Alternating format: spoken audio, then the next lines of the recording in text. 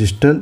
आज हम इस वीडियो में आपको 6 अप्रैल 2024 आईआईटी मेन एग्ज़ाम के शिफ्ट 1 का पेपर क्वेश्चन नंबर 11 से लेकर के 20 तक डिस्कस कर रहे हैं। देखिए फर्स्ट क्वेश्चन 11 क्या है। Let alpha beta with the distinct roots of the equation x square minus t square minus 5t plus 6x plus 1 equal to 0, जहाँ पे t जो है वो बिलोंग्स टू r दिया हुआ है और जो अल्फ़ा बीटा इसके रूट्स हैं एक रिलेशन दिया हुआ है a n equal to alpha n plus beta n। Then find the minimum value of a2023 plus a2025 upon a2024। तो देखें यहाँ पे अल्फ़ा बीटा इसके रूट्स दिए गए हैं और रिलेशन दिया है a n equal to alpha n plus beta n, और यहाँ पे जो वैल्यू पूछा है ये 2023 a2025 अपॉन a2024, यानी ये जो a2023 2024 2025 ये कंजुगेटिव टर्म्स हैं। तो यहाँ पे एक रूल फॉलो करता है, इसको बोलते हैं न्यूटन्स लॉ। न्यूटन्स लॉ क्या बोलता है उसको देख लें पहले। न्यूटन्स थ्योरम, यदि आपके पास एक रिलेशन दिया हुआ है, एक क्वाड्रेटिक इक्वेशन के रूट्स अल्फ़ा बीटा दिए हैं और उसमें रिलेशन दिया हुआ है a n equal to alpha n plus beta n के फॉर्म में, तो ये जो क्वाड्रेटिक इक्वेशन है x square minus t square minus 5t plus 6 into x plus 1 equal to 0, ये जो क्वाड्रेटिक इक्वेशन है ये सेटिस्फाई करेगा a n in terms of alpha n plus beta N. तो ये सेटिस्फाई करेगा a n plus 2 minus t square minus 5t plus 6 a n plus 1 और plus a n equal to 0 को, इसको बोलते हैं न्यूटन्स थ्योरम। ये ए एन यहाँ पे क्या होना चाहिए, इन टर्म्स ऑफ अल्फ़ा और बीटा होना चाहिए, यानी a n alpha n plus beta n होगा, a n plus 1 alpha n plus 1 plus beta n plus 1 होगा। लेकिन जो अल्फ़ा और बीटा होंगे वो एक क्वाड्रेटिक इक्वेशन के रूट्स होंगे।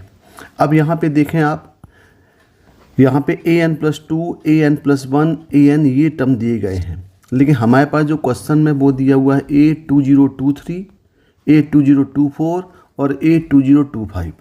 तो इसको हमें a2023 2024 2025 में लाने के लिए हम यहाँ पे n इक्वल टू 2023 पुट कर दें, तो ये क्या बन जाएगा, ये हो जाएगा a2023 प्लस 2 मतलब ये 25 minus t square minus 5t plus 6 a2024 और प्लस a2023 इक्वल टू 0।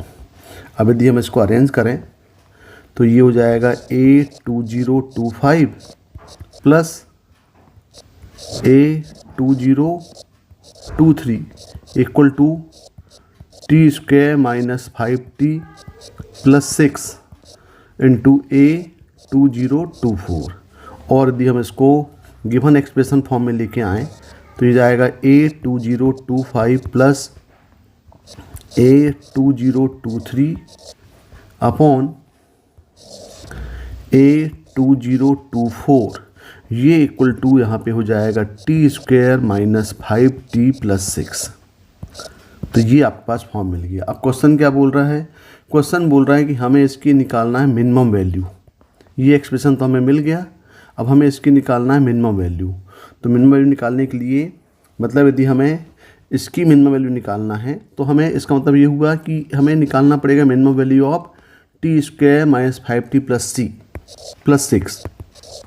तो minimum of a2025 plus a2023 upon a2024, यानी मिनिमम ऑफ हम निकाल लें minimum of T square minus 5t plus 6। तो ये क्वाड्रेटिक इक्वेशन की मिनिमम वैल्यू निकालने के लिए हम इसको परफेक्ट स्क्वायर बना लें, या फिर आप इसको एक अलग फंक्शन लेके इसको मैक्सिमाइज मिनिमाइज भी कर सकते हैं, लेकिन इसको हम परफेक्ट स्क्वायर बना के सॉल्व करते हैं। तो minimum of T square minus 5t plus 6 को बना दें परफेक्ट स्क्वायर। परफेक्ट स्क्वायर बनाने के लिए जो कोफिशिएंट ऑफ t है उसको 2 से डिवाइड करें, यानी ये आ गया 5/2 उसका स्क्वायर, यानी प्लस 25/4 माइनस 25/4 को यहाँ पे प्लस और माइनस कर दिया। इससे क्या होगा, इससे ये बन जाएगा आपका, देखें T square minus 5t plus 25/4, तो ये बन गया t माइनस 5/2 का होल स्क्वायर प्लस 6 माइनस 25/4। इसको आप फर्दर सॉल्व करेंगे तो ये हो जाएगा minimum of t minus 5/2 square minus 1/4। अब इसकी यदि मिनिमम वैल्यू देखना है तो क्या हो सकता है आपके पास भाई, t माइनस 5/2 का स्क्वायर ये ज़्यादा जीरो हो सकता है, ये भी नेगेटिव तो होगा नहीं, ये जीरो हो सकता है, और जब ये जीरो होगा तब ये देगा मिनिमम वैल्यू, यानी for minimum value make it t minus 5/2 equal to 0, यानी t इक्वल टू यदि हम 5/2 यहाँ पुट कर दें तो ये अपनी मिनिमम वैल्यू देगा। कितना हो जाएगा ये जब 0 होगा, तो ये हो जाएगा आपका मिनिमम वैल्यू, इसकी हो जाएगी मिनिमम वैल्यू इज़ माइनस 5/4, यानी so minimum value of A2025 plus A2023 upon A2024 is minus 1/4। तो इसका आंसर देखें माइनस 1/4 होगा, ये दिया हुआ है थर्ड में, तो एक क्वेश्चन नंबर 11 का आंसर माइनस 1/4 होगा। Question number 12, let the relation R1 and R2 on the set x equal to 1, 2, 3 up to 20. In relation R1 is given xy 2x minus 3y equal to 2 and R2 xy minus 5x plus 4y equal 0. If capital M and small capital N be the minimum number of elements required to be added in R1 R2, so the order to make it relation symmetric, then M plus N आपको निकालना है। तो देखिए यहाँ पे पहले तो x दिया हुआ है 1, 2, 3, 4 अप टू 20, और R1 एक इक्वेशन दिया हुआ है 2x, यहाँ दिया हुआ है 2x minus 3y equal to 2। तो देखें यहाँ पे पहले हम R1 के लिए सॉल्व करते हैं, पहले R1 के पॉसिबल सेट्स निकाल लें, सॉल्यूशन निकाल लें इसके। तो इक्वेशन दिया हुआ है 2x minus 3y equal to 2, तो यहाँ पे x कितना हो जाएगा, ये x इक्वल टू हो जाएगा 2 प्लस 3y अपॉन 2। इसका मतलब ये हुआ कि y की वैल्यू यहाँ पे जो हम पुट करेंगे तो हमें x की वैल्यू मिलेगी, लेकिन ये एक इवन फॉर्म में आ रहा है, तो यहाँ पे हम x की वैल्यू, क्योंकि चूँकि आपके पास जो वैल्यू है वो x की टोटल सेट दिया हुआ है x और y दोनों के लिए, वो दिया हुआ 1, 2, 3, 4 अप टू 20, तो ये 3 के मल्टीपल y का जो फॉर्म होगा y, ये हमें मल्टीपल ऑफ 2 रखना पड़ेगा, तभी corresponding value of x solution मिलेंगे इसके। जैसे पहला इक्वेशन हम देखें, इसका पहले R1 का हम निकालें क्या क्या सोल्यूशन मिलेंगे। तो पहला मिल जाएगा, यदि हम y इक्वल 2 पुट करें तो ये हो जाएगा 8/2 यानी 4, ये हो जाएगा 4 और 2। दूसरा y इक्वल टू हम 4 पुट कर दें, 4 पुट करेंगे तो ये हो जाएगा आपका 7। यदि हम y को 6 पुट कर दें 18 प्लस 2 यानी ये हो जाएगा 10। फिर हम y को 8 पुट कर दें तो ये हो जाएगा आपका 13। और यदि हम y को 10 पुट कर दें तो ये हो जाएगा 16 और y 10। और फिर हम पुट कर सकते हैं 12 पुट करेंगे तो ये हो जाएगा आपका 19। अब इससे आगे जा नहीं सकते हम, क्योंकि यदि हम ये 14 पुट करेंगे तो ये जो वैल्यू x की आएगी वो इस 20 से ग्रेटर हो जाएगी। तो यहाँ देख रहे हैं आपके पास R1 में 4, 2, 7, 4, 10, 6, 13, 8, 16, 10, 19, 12। अब क्वेश्चन बोल रहा है कि capital M minimum number of element required to added R1 so it will be symmetrical.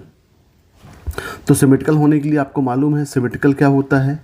Symmetrical होने के लिए यदि x R को रिलेट करता है तो y भी हमें x को रिलेट करना पड़ेगा, तभी हम बोलेंगे कि ये एक सिमेट्रिकल रिलेशन है। तो यहाँ पे क्या करें कि यदि 4 2 है तो हमें यहाँ पे 2 4 ऐड करना पड़ेगा, और यहाँ पे 7 4 है तो ये हो जाएगा 4 7, यहाँ पे 6 और 10, यहाँ पे 8 और 13, यहाँ पे 10 और 16, और यहाँ पे 12 और 19। तब हम ये बोलेंगे टोटल जो आपके पास अब सेट मिलेगा, ये जो सेट मिलेगा R1, अब हम बोलेंगे कि ये जो है वो सिमेट्रिकल है। तो यहाँ पे R1 को सिमेट्रिकल होने के लिए in R1 we have to add 6 elements, हमें ऐड करने पड़ेंगे भाई 1 2 3 4 5 6 एलिमेंट्स यहाँ पे ऐड करना है।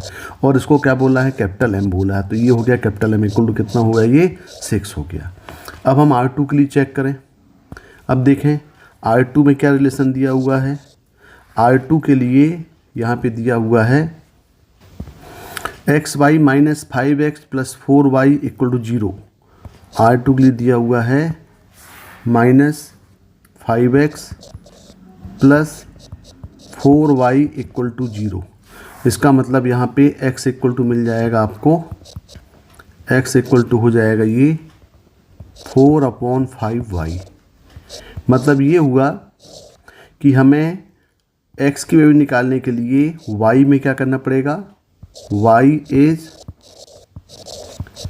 मल्टीपल ऑफ 5 हमें करने पड़ेंगे, तभी इसका सोल्यूशन निकलेंगे। तो देखें R2 में क्या क्या पॉसिबिलिटीज बन सकती है सोल्यूशन के लिए। इसका पहला हम 5 पुट करेंगे तो ये हो जाएगा 4, यानी पहला हो जाएगा 4 और 5। दूसरा हम y इक्वल पुट करेंगे, 5 का अगला मल्टीपल होगा 10, तो ये हो जाएगा 8 और 10। फिर करेंगे 15 तो ये हो जाएगा 12 और 15, और फिर करेंगे 20 तो ये हो जाएगा 4 4 16 और 20। तो ये जो आपके पास सॉल्यूशंस मिलेंगे ये ऑर्डर्ड पेयर को ये ऑर्डर्ड पेयर इसको ये इक्वेशन को सेटिस्फाई करेंगे। दूसरा इक्वेशन जो दिया है -5x plus 4y equal to 0 को।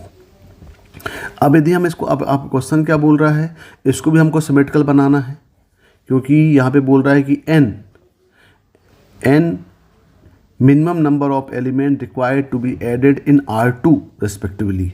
m ऐड करना है R1 में, n ऐड करना है R2 में, और इसको सिमेट्रिकल बनाना है। तो सिमेट्रिकल बनाने के लिए वही प्रोसीजर है भाई कि यदि आपके पास 4 5 है तो 5 4 होना चलेगा। तो for making symmetrical we have to add पहला एलिमेंट 5 4, दूसरा एलिमेंट 10 और 8, तीसरा एलिमेंट हो जाएगा 5 और 12, और चौथा एलिमेंट हो जाएगा 20 और 16। अब हम बोलेंगे कि R2 यहाँ पे क्या हो गया, सिमेट्रिकल हो गया। यानी इन R2 for make it symmetrical in R2 we have to add total 4 elements needed। तो यहाँ पे जो कैपिटल N है ये आ गया 4, और पूछा क्या है क्वेश्चन में पूछा है m प्लस n। तो m plus n equal to ये होगा, ये कितना हो जाएगा टोटल, m हो जाएगा 6 और 4 हो जाएगा n हो जाएगा 4, यानी टोटल कितना होगा 10 होगा। तो टोटल 10 एलिमेंट्स हमें R1 और R2 में ऐड करेंगे, तभी ये जो टोटल रिलेशन है ये सिमेट्रिकल होगा। तो इसका आंसर क्या आएगा, 12 का 4 आएगा। Question number 13, let a variable line of slope m greater than 0 passing through the point 4 -9 intersect the coordinate axis at the point A or B। The minimum value of the sum of the distances of A B from the origin। यानी हमें दोनों के intercept के length का सम का minimum value निकालना है। तो देखें ज़रा, तो पासिंग पॉइंट क्या दिया हुआ है, m जो है स्लोप जो दिया हुआ है ये m greater than 0 है, और पासिंग पॉइंट जो है ये दिया हुआ है 4 और -9, यानी कौन से क्वाड्रेंट में है, ये 4th क्वाड्रेंट में है। तो देखें ज़रा, ये आपके पास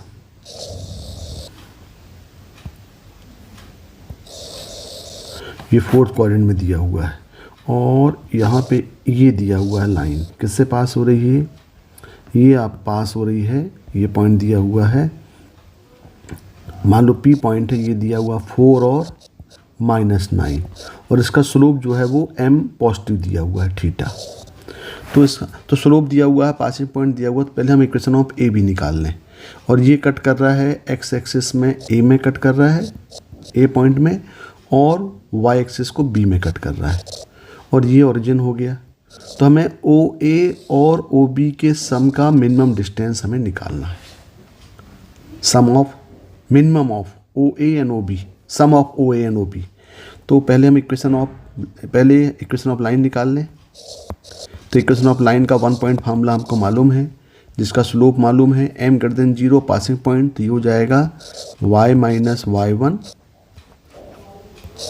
equal to m x - x1। तो यहाँ पे हो जाएगा y + 9 equal to m x - 4। अब हम क्या निकालते हैं, point on x axis y axis निकालते हैं। तो पॉइंट ऑन x और y एक्सिस निकालने के लिए एक बार यहाँ पे हम x = 0 पुट कर दें, और एक बार y = 0 पुट कर दें। यदि यहाँ पे हम y = 0 पुट करें तो हमें क्या मिल जाएगा, इंटरसेप्ट ऑन x एक्सिस मिल जाएगा, यानी a के कोऑर्डिनेट्स मिल जाएंगे। तो y को 0 पुट करेंगे तो ये कितना हो जाएगा, x हो जाएगा ये 9/m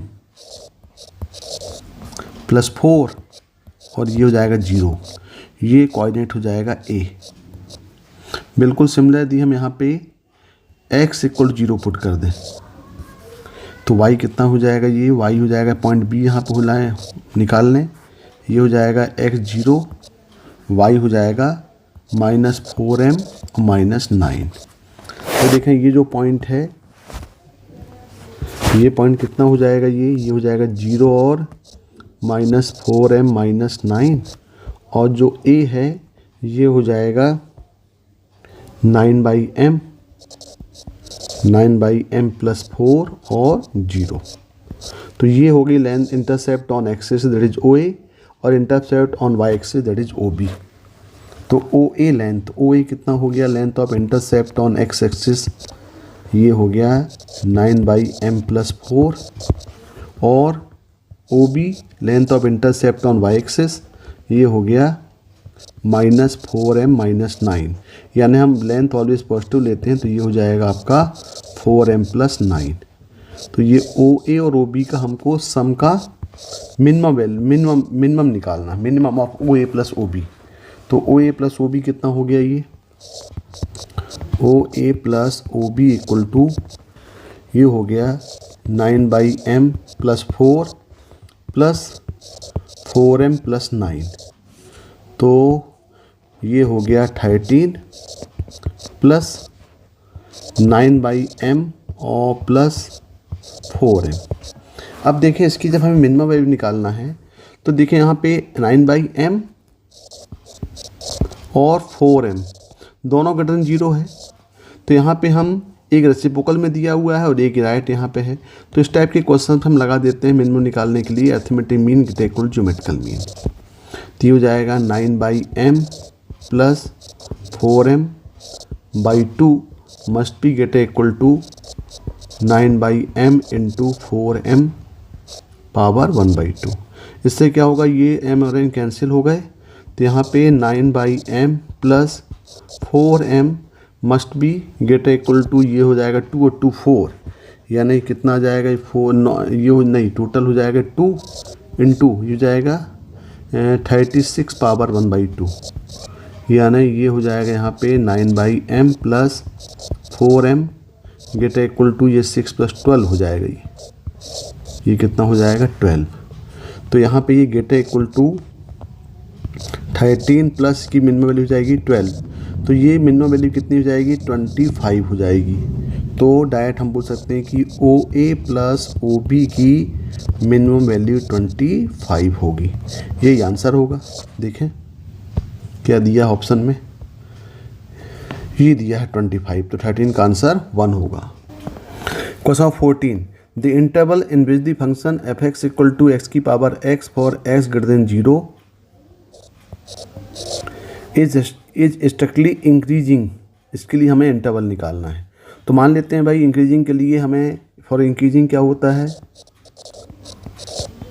फॉर इंक्रीजिंग डायरेक्ट हम करेंगे dy by d x must be greater equal to 0, यानी इसको डिफरेंशिएट करें और इसका ग्रेटर इक्वल 0 के लिए इसका इंटरवल निकाल लें। तो मान लो भाई y इक्वल टू एक्स की पावर x है और ये चूँकि एक्सपोनेंशियल फंक्शन है दोनों तरफ लॉग लेके इसको डिफरेंशिएट करते हैं, तो लॉग y इक्वल टू हो जाएगा ये x log x, इसको डिफरेंशिएट कर दें तो ये हो जाएगा 1/y dy by d x equal to first function x, ये हो जाएगा 1/x और x का 1 ये हो जाएगा log x। तो ये हो जाएगा आपका d by d x equal to y हो जाएगा 1 प्लस log x, और y की वैल्यू पुट कर दें यहाँ पे, तो d by d x equal to ये हो गया x raise to power x 1 plus log x। तो ये मिल गया डी बाई डी एक्स। अब हमें निकालना है for interval for the function is strictly increasing, यानी डी बाई डी एक्स हमको 0 ग्रेटर इक्वल 0 करना है। तो फॉर स्ट्रिक्टली इंक्रीजिंग क्या होगा, आएगा ये d by d x must be greater equal to 0। तो यहाँ पे आ गया x raise to power x 1 plus log x greater equal to 0। तो यहाँ पे तो x ग्रेटर देन 0 दिया हुआ है, तो x power x always greater than 0 हो जाएगा, हम इसको नेगलेक्ट कर सकते हैं।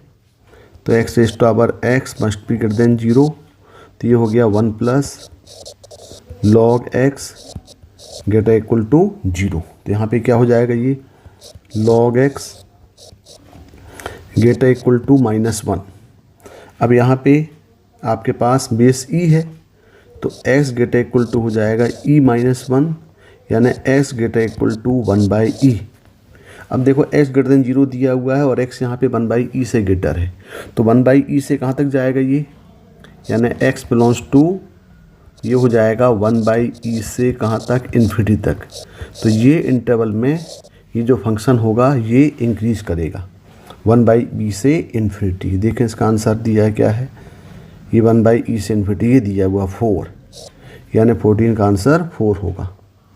Question number 15, a circle is inscribe in a equilateral triangle of side of the length 12 if the area and perimeter of any square inscribe in this circle are m and n, then the value of m plus n square. यानी यहाँ पे एक equilateral triangle दिया हुआ है और उसके inside एक सर्कल है। देखें यहाँ पे एक ट्रायंगल जो दिया है, ये ट्रायंगल है इक्विलेटरल ट्रायंगल, और इसके इनसाइड एक दिया हुआ है सर्कल, ये सर्कल दिया हुआ है। अब यहाँ पे बोल रहा है कि मान लो ये ट्रायंगल जो है वो हम ABC ले लें, इसकी साइड जो है वो साइड दिया हुआ है 12, इसकी लेंथ कितनी है, ये भी 12 है, ये भी 12 हो गया और ये भी 12 हो गया। इसके इनसाइड एक दिया हुआ है स्क्वायर, ये स्क्वायर दिया हुआ है, और इसके हम डायमीटर को यदि हम ज्वाइन कर दें तो यहाँ पे आपका सेंटर हो जाएगा, और मान लेते हैं कि ये रेडियस r है। तो एरिया ऑफ इक्विलेटरल ट्रायंगल क्या होता है, जिसकी साइड a मान लें तो ये होता है √3/4 a स्क्वायर, और इस इक्विलेटरल ट्रायंगल का जो पेरीमीटर है, पेरीमीटर कितना हो जाएगा, यदि a इसकी साइड है तो ये जाएगा 3a/2। ये हम पेरीमीटर को हम सेमी पेरीमीटर बोल रहे हैं, ये पेरीमीटर होगा सेमी पेरीमीटर बोल दें, यानी s इक्वल टू हो जाएगा s इक्वल टू 3a/2। अब यहाँ पे देखें, अब यहाँ पे पूछ रहा हूँ उसका, अब यहाँ पे r जो है ये सर्कल जो इस ट्रायंगल के इनसाइड बन रहा है, तो ये इन सर्कल है।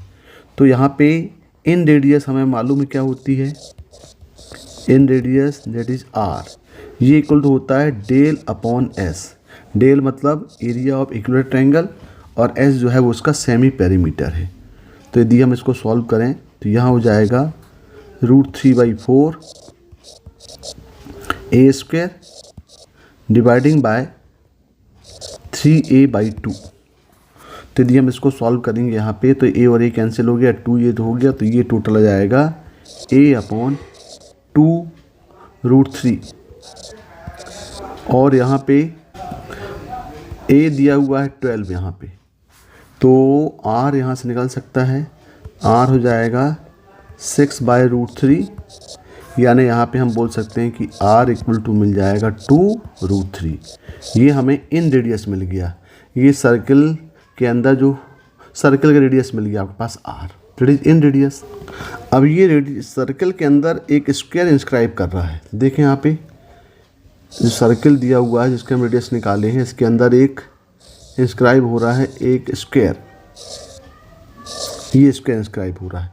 मान लें हम स्क्वायर की जो साइड है वो b मान लें, और ये रेडियस तो अभी हमने निकाला हुआ है, ये आपके पास सेंटर है और ये r है, ये भी r हो जाएगा, और इसकी रेडियस कितना हो जाएगा, ये b हो जाएगा, ये b। तो मान लें कि let side of square is b। तो देखें यहाँ पे यदि हमें पाइथागोरस थ्योरम लगा दें, ये ट्रायंगल राइट एंगल ट्रायंगल हो जाएगा, ये तो डायमीटर है ये, तो ये हो जाएगा twice of b square equal to 2r का होल स्क्वायर। तो 2b स्क्वायर इक्वल टू हो जाएगा ये 4r स्क्वायर, और b स्क्वायर इक्वल टू मिलेगा 2r स्क्वायर। यहाँ पे हम r की वैल्यू पुट कर दें, r कितना दिया है, r इक्वल दिया हुआ है 2√3, तो यहाँ से b स्क्वायर हो जाएगा ट्वाइस ऑफ 2√3 का स्क्वायर, यानी ये जो b स्क्वायर है ये मिल गया 24। तो b स्क्वायर 24 का मतलब ये हुआ, b स्क्वायर क्या दिया है, यही तो एरिया ऑफ स्क्वायर होगा, area of square that is बोल रहा है कैपिटल M। तो ये कितना होगा b स्क्वायर, और b स्क्वायर कितना दिया है 24, इसका मतलब m इक्वल टू हो गया ये 24 हो गया। अब देखें, अब बोल रहा है पेरीमीटर, अब इस स्क्वायर का पेरीमीटर निकालने के लिए बोल रहा है। तो पेरीमीटर ऑफ स्क्वायर, तो पेरीमीटर ऑफ स्क्वायर कितना है, इसको n बोला है, तो ये इक्वल टू हो जाएगा, टोटल जो साइड है वो b है, तो ये हो जाएगा 4b। तो यहाँ से b की वैल्यू हमने निकाला हुआ है, तो b की वैल्यू कितनी है, यहाँ से ये √24 है, तो ये हो जाएगा 4√24 दैट इज n। अब क्वेश्चन क्या पूछा है, m भी निकल गया, n भी निकल गया, यहाँ पूछा है m प्लस n स्क्वायर की वैल्यू, तो ये हो जाएगा m प्लस n स्क्वायर, तो ये होगा 24 प्लस 4 का स्क्वायर, यानी हो जाएगा 24 प्लस 16 इंटू 24। यहाँ से हम 24 कॉमन ले लें तो ये जाएगा 1 प्लस 16, यानी 17 इंटू 24, और ये आ जाएगा टोटल 408। तो इसका जो आंसर आएगा ये 408 आएगा। देखिए यहाँ पे 408 है कि ऑप्शन ये दिया हुआ है। 15 का आंसर 2 होगा। The number of triangles whose vertices are at the vertices of the regular octagon but none of the whose side inside of octagon। यानी हमें total number of triangles find करने हैं जिसमें कोई भी इस ऑक्टागन की कोई भी साइड कॉमन ना हो। तो ऑक्टागन हमने ले लिया जिसमें 8 वर्टेक्स होते हैं और 8 साइड्स होंगी। तो हमने मान लिया कि इसके जो 8 वर्टेक्स हैं वो A1, A2, A3, A4, A5, A6, A7 और A8। अब टोटल जो 8 वर्टेक्स दिए हैं इसमें से हम कितने ट्रायंगल बना सकते हैं उसमें कोई भी साइड कॉमन ना हो। तो पहले इसमें जो की कॉन्सेप्ट आएगा वो क्या आएगा, इसका जो की कॉन्सेप्ट है कि भाई टोटल आपके पास 8 वर्टेक्स हैं और जिससे आपके पास टोटल मान लें कि n वर्टेक्स हैं और n वर्टेक्स में हमको r at a time select करने हैं, r सेलेक्ट करने हैं। तो इसके लिए क्या कॉन्सेप्ट होता है, ये होता है n कॉम्बिनेशन r, यानी n factorial upon r factorial into n minus r factorial. तो पहले देखें नंबर ऑफ पॉसिबल ट्रायंगल्स कितने बनेंगे, total number of possible triangles, total कितने वर्टेक्स आपके पास दिए गए हैं, टोटल वर्टेक्स दिए गए हैं 8 और कोई भी ट्रायंगल बनाने के लिए आपको सिर्फ 3 वर्टेक्स की ज़रूरत है। जैसे आपने ये 2 वर्टेक्स A1 A2 ले लिया तो हमारे पास एक वर्टेक्स और कोई ले लें, मान लो हमने A6 ले लिया तो एक ट्रायंगल ये बन गया। यदि हमने ये A7 और A8 ले लिया, तीसरा वर्टेक्स कोई भी एक चूज़ कर सकते हैं तो ये ट्रायंगल बन गया। यानी टोटल 8 में से कोई भी एनी 3 हम सेलेक्ट कर सकते हैं तो 8C3, तो ये हो जाएगा factorial 8 upon factorial 5 into factorial 3। इसको सॉल्व करेंगे तो ये हो जाएगा 8 इंटू 7 इंटू 6 अपॉन 6, ये कैंसिल हो गया तो ये आ गया टोटल 56। ये टोटल इसमें टोटल 56 ट्रायंगल बनेंगे। लेकिन क्वेश्चन दिया हुआ है कि कोई भी इसमें साइड कॉमन ना हो। अब इसमें बहुत सारे केसेस, सभी केसेस इंक्लूड होंगे जिसमें 1 साइड कॉमन हो या 2 साइड कॉमन हो।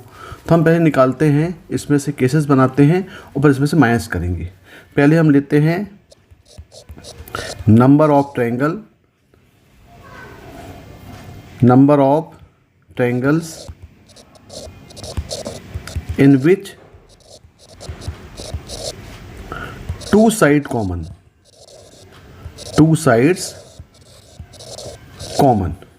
of octagon। अब इसमें देखें 2 साइड हम कॉमन लेते हैं, फिर से हम एक ट्रायंगल बना लेते हैं। देखें अब इसमें से हम 2 साइड कॉमन लेते हैं, यदि हम साइड कॉमन लेते हैं, देखें यहाँ पे A1 ये वाली साइड और एक ये वाली साइड जब कॉमन ले लें, ये 2 हमने ये कॉमन ले लिया A1 A2 और A2 A3, कंजुगेटिव होना चाहिए। अब ये कॉमन ले लिए तो देखें इन दोनों की हेल्प से एक ट्रायंगल बन जाएगा। बिल्कुल सिमिलर यदि हम A2 A3 और A3 A4 ले लेंगे और आपस में ज्वाइन करें तो एक ट्रायंगल ये बन जाएगा। तो इस टाइप से जो टोटल यहाँ पे साइड्स आप कॉमन लेंगे वो कौन कौन से लेंगे, यदि हम इसमें देखें कि A1 A2 और A2 A3, एक ये हो जाएगा। बिल्कुल सिमिलर यहाँ पे देखेंगे तो A2 A3 A3 A4, next हो जाएगा A3 A4 और A4 A5 और A4 A5 A5 A6। ये कंजुगेटिव साइड लेते जाएंगे, यहाँ पे ट्रायंगल बनता जाएगा ये। और A5 A6 A6 A7 A6 A7 A7 A8 और यहाँ पे आपके पास आ जाएगा A8 A7 A8 A1 और A1 A2 और यहाँ पे एक और छूट गया ये A7 A8 A8 A1। तो टोटल देख रहे हैं आपके पास कि कंजुगेटिव साइड को आप ऐड कर रहे हैं तो ये 1 केस ये हो गया, दूसरा केस ये हो गया। तो टोटल यहाँ पे कितने आप पॉसिबिलिटी कितने ट्रायंगल बन सकते हैं, टोटल ये 8 ट्रायंगल यहाँ पे बन जाएंगे। यदि आपके पास 2 साइड कॉमन हैं तो टोटल नंबर ऑफ ट्रायंगल्स कितने बनेंगे, टोटल 8 बनेंगे। अगला केस लेके चलें। अगला केस में देखें, यदि यहाँ पे हम लेते हैं number of triangles, number of triangle in which 1 side common. अब हम 1 साइड कॉमन 2 ऑक्टागन। अब यहाँ पे हम 1 साइड कॉमन करते हैं। देखें जरा 1 साइड कॉमन में, अब इस ऑक्टागन में यदि हम एक 1 साइड कॉमन लेते हैं, मान लो हमने कॉमन ले लिया A1 A2। अब A1 A2 यदि हमने एक साइड कॉमन लिया तो अब आपके पास आप देखें आपके पास ये वर्टेक्स A1 A2 A3 और A8, इसको तो हम यूज नहीं कर सकते अब, क्योंकि आपके पास एक और वर्टेक्स लेना पड़ेगा तभी ट्रायंगल बनेगा। क्योंकि यदि हम A8 ले लिया तो ये दोनों साइड, दो साइड कॉमन हो जाएंगी। यदि हमने A3 ले लिया तो A1 और A3 साइड कॉमन हो जाएंगी।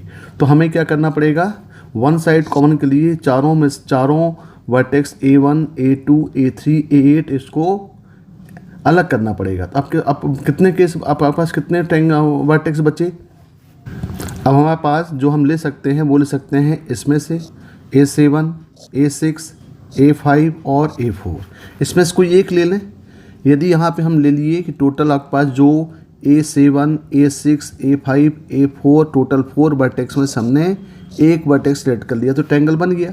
मान लो बात हमने आपके पास A1, A2 लिया तो एक ट्रायंगल ये बन जाएगा। ये देखें बिल्कुल सिमिलर। यदि हम तीसरा वर्टेक्स A6 से लेंगे तो एक ट्रायंगल ये बन जाएगा। बिल्कुल सिमिलर यदि हम A1, A2 कॉमन लेकर के थर्ड वर्टेक्स A5 ले लिए तो ये ट्रायंगल बन जाएगा। यदि A1, A2 कॉमन लेकर के थर्ड वर्टेक्स यदि हम A4 ले लें तो आपके पास ट्रायंगल बन जाएगा। यानी टोटल यदि हम A1, A2 ले रहे हैं तो हमारे पास टोटल 4 ट्रायंगल बन रहे हैं।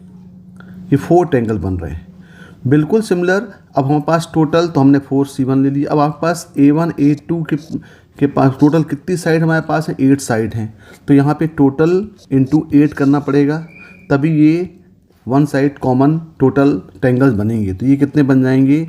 ये बन जाएंगे टोटल 32। तो अब यानी वन साइड को टोटल कितने बने? टोटल ट्रायंगल बन गए 56। टू साइड कॉमन में कितने बन गए? 8 बन गए। और वन साइड कॉमन में कितने बन गए? 32 बन गए। तो रिक्वायर्ड टोटल कितने हो जाएंगे इसको हम निकाल लें अब। तो रिक्वायर्ड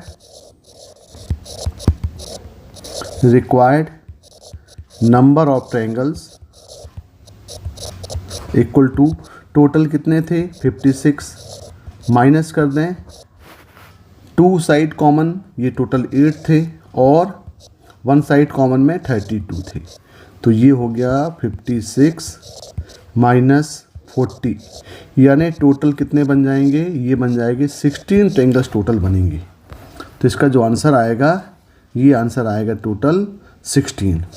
अब देखें भाई, एक तो ये वे हो गया, इसका एक वे और है जिसको हम बोलते हैं बाय फार्मूला। तो इसका एक फार्मूला होता है, ये फार्मूला है कि number of triangles having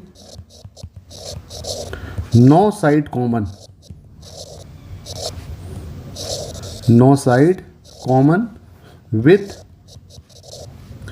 n sided polygon. कोई भी, ये तो ऑक्टागन के लिए था। यदि यहाँ पे ऑक्टागन न दे करके यहाँ पे और n साइडेड कोई पॉलीगन दे दे तो उसके लिए टोटल फार्मूला हो जाएगा। ये फार्मूला होता है equal to NC1 into n-4C2/3। ये फार्मूले में आप टोटल n, यानी n क्या हुआ? नंबर ऑफ साइड्स हैं।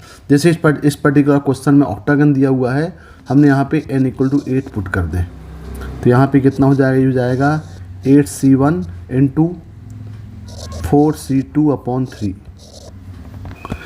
अब इसको भी आप सॉल्व करेंगे तो आपका आंसर 16 ही यहाँ पे मिलेगा। तो ये बेटर वे है भाई, ये कॉन्सेप्ट आप अच्छे से याद कर लें, जिससे आप कोई भी पॉलीगन दिया गया हो आप उससे no side number of triangles total no side common में निकाल सकते हैं। तो यहाँ पे क्वेश्चन नंबर 16 का आंसर जो है वो 16 होगा। Question number 17, let y equal to yx with the solution of differential equation 1 + x² dy/dx plus y equal to e tan inverse x। y1 equal 0 दिया है, हमें निकालना है y0 की वैल्यू। तो देखें ये जो डिफरेंशियल इक्वेशन है, ये यहाँ पे इसको हम पहले परफेक्ट फॉर्म में अरेंज करते हैं तो 1 + x² से पूरे को डिवाइड कर देते हैं। तो ये हो जाएगा dy/dx plus 1/1 + x² into y equal to e tan inverse x upon 1 + x²। अब ये लीनियर इक्वेशन बन गया। यानी ये जो है ये इक्वेशन किस फॉर्म में आएगी, ये आ गया dy/dx plus p into y equal to q, जहाँ पे p और q फंक्शन ऑफ x है। तो हम इसका निकालेंगे पहले इंटीग्रेटिंग फैक्टर, ये हो जाएगा e integration of p into dx। तो पहले इसका इंटीग्रेटिंग फैक्टर निकाल लें। इसका इंटीग्रेटिंग फैक्टर हो जाएगा e integration of 1/1 plus x square dx। तो ये हो जाएगा e integration of 1 plus x square होता है ये tan इनवर्स x। तो ये इसका जो इंटीग्रेटिंग फैक्टर है ये हो गया e power tan inverse x हो गया।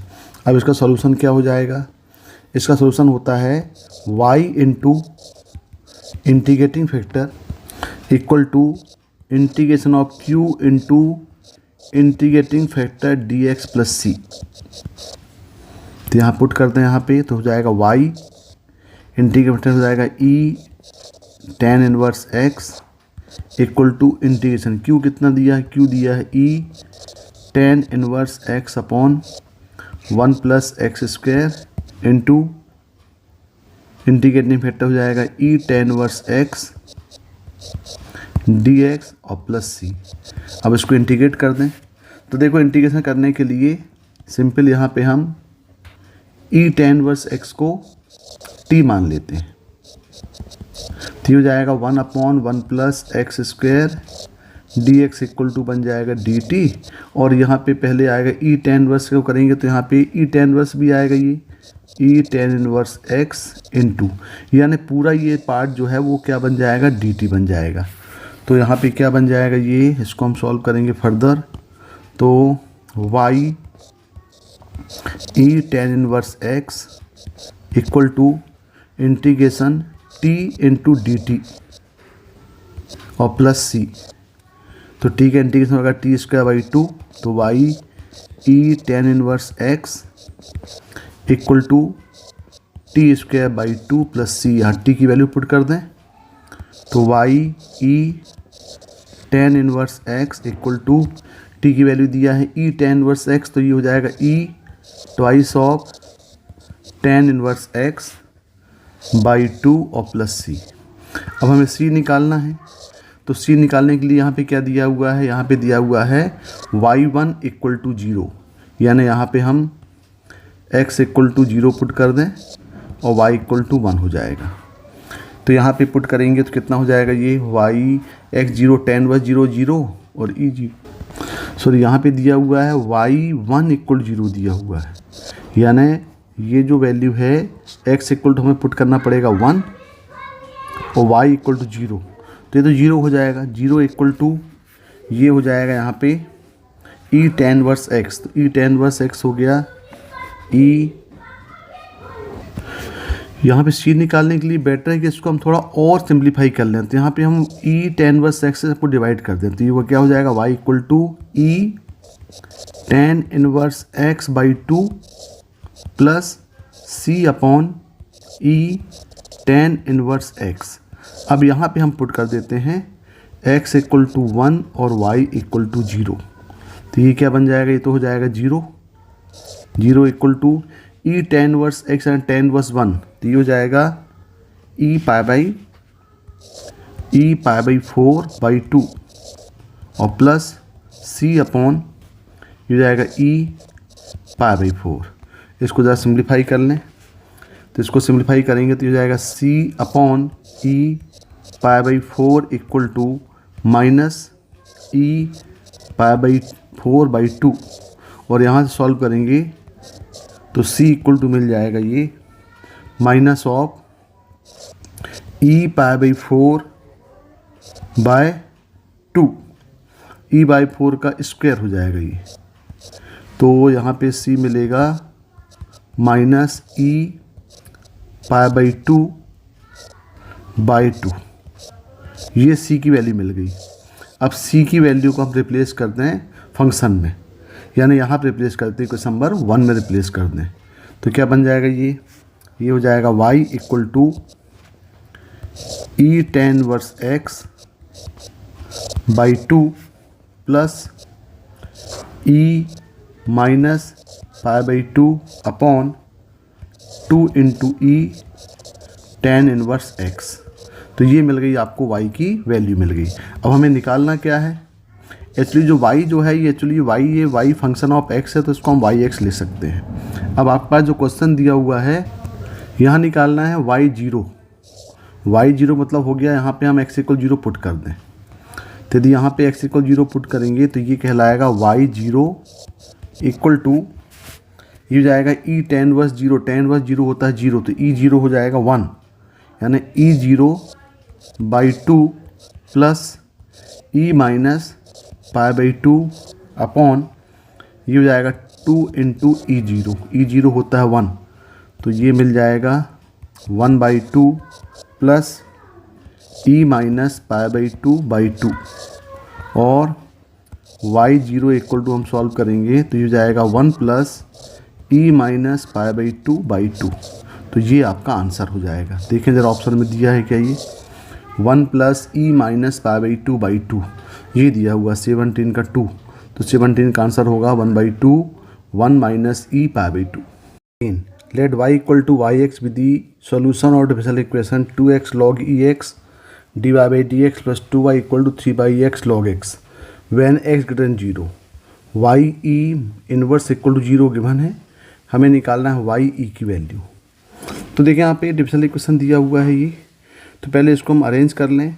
2x log ex से सबको डिवाइड कर दें, तो ये हो जाएगा dy/dx plus 2y upon 2x log x base e equal to 3 log x upon x, और ये हो जाएगा 2x log ex।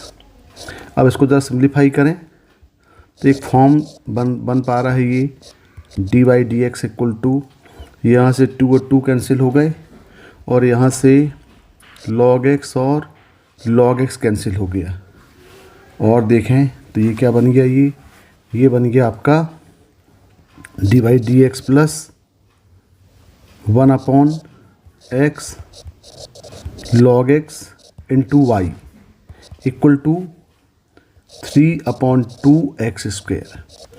अब देखें ये जो है ये बन गया आपका ये बन गया लीनियर इक्वेशन। फॉर्म क्या होता है लीनियर इक्वेशन का, dy/dx plus p into y equal to q, जहाँ पे p और q फंक्शन ऑफ x होते हैं। तो यहाँ पे p की वैल्यू आपके पास हो गई 1/x log x और q इक्वल टू हो गया 3/2x²। अब ये लीनियर इक्वेशन है, तो हमको पहले इसका इंटीग्रेटिंग फैक्टर निकालना पड़ेगा। तो इंटीग्रेटिंग फैक्टर क्या होता है, ये e integral of p dx। तो यहाँ पे हो जाएगा e इंटीग्रल ऑफ p की वैल्यू है यहाँ पे 1/x log x और dx। अब यदि हम इसको इंटीग्रेट करें तो यहाँ पे हम क्या कर लें, यहाँ पे log x को t मान लें। यदि हम log x को t मानेंगे तो ये हो जाएगा 1/x dx equal to dt, यानी ये इंटीग्रल बन जाएगा आपका 1/t और dt, यानी हो गया log t। log t हुआ, t की वैल्यू क्या हुई यहाँ पे log x, यानी इसका इंटीग्रल फैक्टर हो गया e log x, और e log x equal to क्या होता है, ये log x होता है। इसका मतलब ये हुआ कि इसका जो इंटीग्रल पार्ट है, इंटीग्रल फैक्टर है, वो क्या बन गया, log x बन गया। अब इसका सॉल्यूशन क्या होता है, solution y into integral factor equal to integral of q into integral factor dx plus c। यहाँ वैल्यू पुट कर दें तो ये हो जाएगा y log x equal to integral of q की वैल्यू है यहाँ पे 3/2x², और ये हो गया log x into dx plus c। अब यहाँ पे 1/x² और log x है, तो 3/2 को हम कांस्टेंट बाहर ले लें, तो y log x equal to 3/2 integral of 1/x² into log x और dx प्लस c। अब यहाँ पे हम अप्लाई करेंगे बाई पार्ट्स, 1/x² है log x से, तो क्या करें, हम इसको मान लेते हैं log x को मान लेते हैं फर्स्ट फंक्शन, इसको मान लेते हैं सेकंड फंक्शन। अब इसको इंटीग्रेट कर दें तो ये हो जाएगा y log x equal to 3/2 first function h it is log x। अब इसका इंटीग्रेशन करेंगे तो ये इसको हम लिख सकते हैं integration of x power -2 into d x minus whole integration d/dx of log x हो जाएगा 1/x, ये हो जाएगा x power -2 into d x और पूरे का ये dx प्लस c। अब इसको सिंप्लीफाई करें यहाँ पे तो y log x equal to 3/2, ये हो गया log x integral of x -2 dx का इंटीग्रेशन कितना हो जाएगा, ये होगा -1/x हो जाएगा, प्लस अब ये यहाँ पे ये हो जाएगा आपका माइनस और ये इंटीग्रल हो गया 1/x और इसका पे हो गया ये -1/x और ये dx और ये प्लस c। इसको हम और सॉल्व करेंगे तो ये हो जाएगा y log x equal to 3/2 minus log x upon x और माइनस माइनस ये हो गया प्लस हो गया, plus integral of 1/x² dx और ये प्लस c। अब इसको और सिंप्लीफाई कर लें, इंटीग्रल ऑफ इंटीग्रल 1/x² हो जाएगा -1/x, तो फाइनली हो जाएगा y log x equal to 3/2 minus log x upon x और ये हो जाएगा -1/x और ये प्लस c। तो ये आपके पास फाइनल हुआ। अब हमें क्या करना है, हमें ये कांस्टेंट c निकालना पड़ेगा। उसके लिए हमें क्या दिया हुआ है, ये दिया y(e-1) इक्वल टू 0, यानी हमें c निकालने के लिए अब एक काम करें, क्योंकि हमारे पास फंक्शन yx के फॉर्म में दिया हुआ है तो पहले इसको yx लाने के लिए हम इसको log x से डिवाइड कर दें तो ये हो जाएगा yx equal to 3/2 minus log x upon x log x minus 1/x log x और प्लस हो गया c अपॉन log x। तो यहाँ पे log x कैंसिल हो गए तो ये हो जाएगा yx equal to 3/2 minus 1/x और minus 1/x log x plus c upon log x base e। अब यहाँ पे पुट कर दे वैल्यू, क्योंकि हमें c निकालना पड़ेगा तो यहाँ पे हम पुट करते हैं x इक्वल टू 1/e और y 1/e इक्वल टू हो जाएगा 0। तो ये 0 हो गया, 0 इक्वल टू 3/2, ये हो गया -1/1/e माइनस 1/1/e और ये हो गया log 1/e plus c upon log base 1/e हो गया। अब यहाँ पे सॉल्व करेंगे तो आएगा 0 इक्वल टू ये हो जाएगा 3/2, ये हो जाएगा -e और ये log 1/e करेंगे तो यहाँ पे क्या हो जाएगा, ये 1/e का e हो गया, ये हो गया -log e, minus log e minus हो गया प्लस 1/e का e यहाँ पहुँच गया और log e हो गया 1 प्लस ये हो गया -c अपॉन 1 log e हो जाएगा 1, यहाँ पे ये भी 0 हो गया। इसका मतलब यहाँ पे ये जब कैंसिल हुआ c इक्वल कितना आ गया, ये 0 आ गया। अब ये c इक्वल 0 की वैल्यू यहाँ पे हम पुट कर दें तो यहाँ पे पुट करेंगे तो ये हो जाएगा y log x equal to 3/2 minus log x upon x minus 1/x, c 0 हो गया। अब हमें निकालना है y(e) की वैल्यू तो यहाँ पे हम x इक्वल टू e यहाँ पुट कर दें तो हो जाएगा y log e equal to, यहाँ पे log x नहीं है, ये आपके ये हो जाएगा x, क्योंकि हमने x में कन्वर्ट कर दिया है तो ये हो जाएगा x और यहाँ पे वैल्यू पुट करेंगे तो ये हो जाएगा y, ये e की वैल्यू पुट कर रहे हैं तो यहाँ पे y e equal to 3/2 upon minus log e upon e minus 1 upon ई।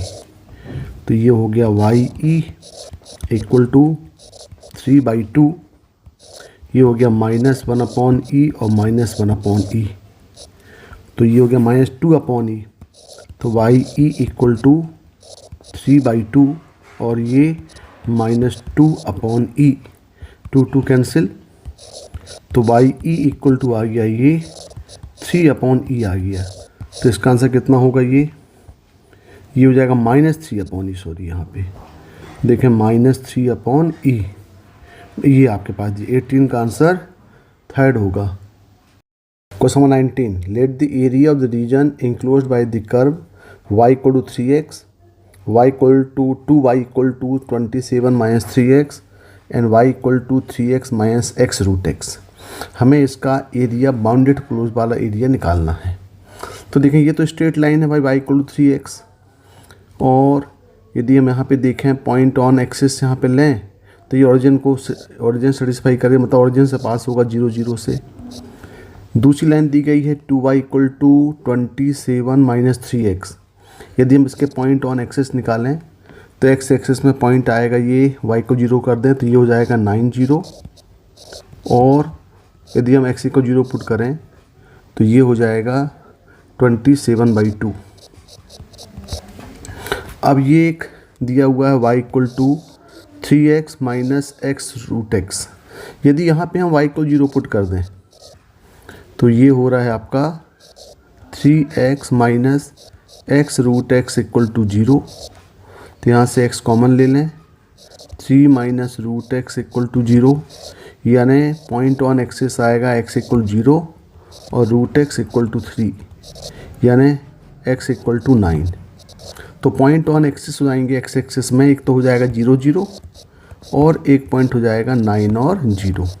अब देखें भाई ये पॉइंट जो है 0 0, ये 0 0 सेटिस्फाई कर रहा है C1 को, और 9 0 जो है सेटिस्फाई कर रहा है C2 को। तो C1 और C3 भी आपस में मीट कर रहे हैं और C2 C3 भी आपस में मीट कर रहे हैं 0 0 और 9 0 में। अब हम देखें, अब दोनों कर्व देखें C1 और C2 आपस में, तो 2y equal to 27 minus 3x, इसको हम सॉल्व कर लें y इक्वल टू 3x के साथ। तो y इक्वल 3x पुट करेंगे तो ये हो जाएगा आपका 6x plus 3x equal to 27, यानी हो जाएगा 9x इक्वल टू 27, और यहाँ पे x इक्वल टू कितना आएगा, ये 3 आएगा। तो जब x इक्वल टू 3 है तो y इक्वल टू कितना हो जाएगा, y इक्वल टू 9, यानी C1 और C2 आपस में 3 और 9 में एक दूसरे को इंटरसेक्ट करेंगे। अब यदि हम इसका एक कर्व बना लें, ग्राफ बना लें, तो देखो ज़रा ग्राफ कैसा बनेगा इसका। हम ये आपका एक्स वाई एक्सेस हो गया, ये 0 0। पहले देखें y इक्वल टू, पहले C1 दिया हुआ है y इक्वल टू 3x, तो y इक्वल 3x तो ओरिजिन से पास होगा, ये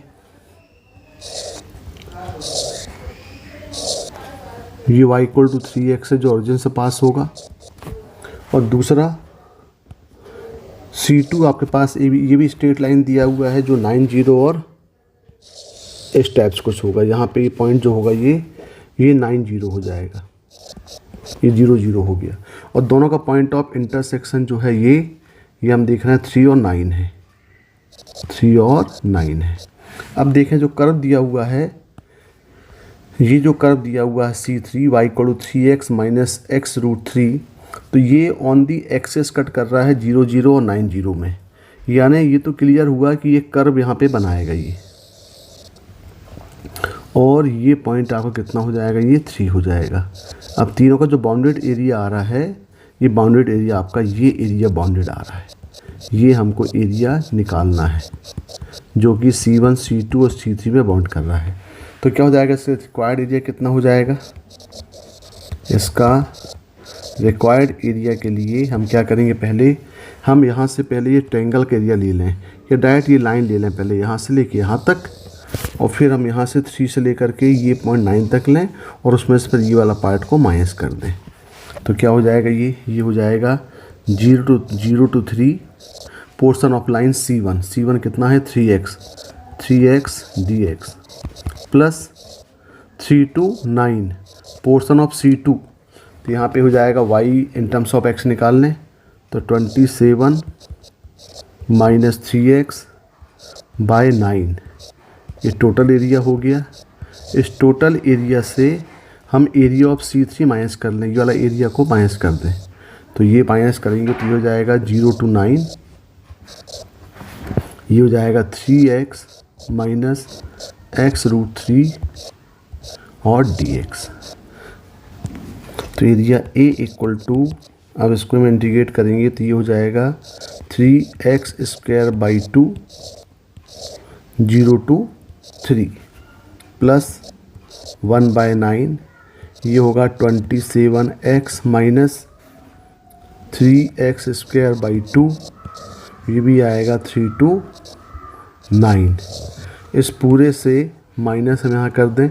अब ये x की पावर x इंटू √x है, तो ये हो जाएगा x की पावर कितना हो जाएगा, ये हो जाएगा 3/2।